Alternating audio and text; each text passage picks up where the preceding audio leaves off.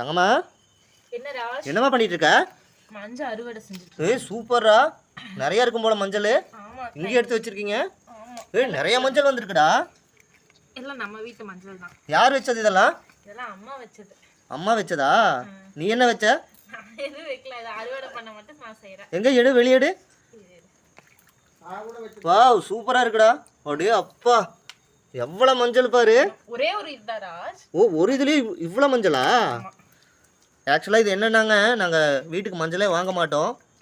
Already இந்த மாதிரி வீட்டை சுற்றி இந்த மாதிரி வச்சு விட்ருவோம். வச்சு விட்டு நாங்களே அரைச்சிக்குவோம். இது தீரும்போது இது அறுவடைக்கு கரெக்டாக வந்துடும். இதெல்லாம் என்ன வெட்டி காய போட்டு எல்லாம் எடுத்து இங்கே பாருங்கள் எவ்வளோ இருக்குன்னு மஞ்சள். ஆனால் என் மொண்டாட்டி என்ன பண்ணுறான்னா இந்த வேலை மட்டும்தான் பண்ணுவான், மற்றபடி வேறு எதுவுமே பண்ண மாட்டான். சிரிப்பை பாருங்கள், சிரிப்பு, வெட்டி சிரிப்பு. அப்படிலாம் இல்லைங்க, நான் எல்லா ஹெல்ப்பும் நானும் பண்ணுவேன். ஹெல்ப்பு பண்ணுவான், இந்த மாதிரி வெட்டியான ஹெல்ப் தான். அங்கே பாருங்கள், அங்கே ஒன்றுமே இல்லை. அங்கே வீட்டு என்னமோ பண்ணிகிட்டு இருக்கா.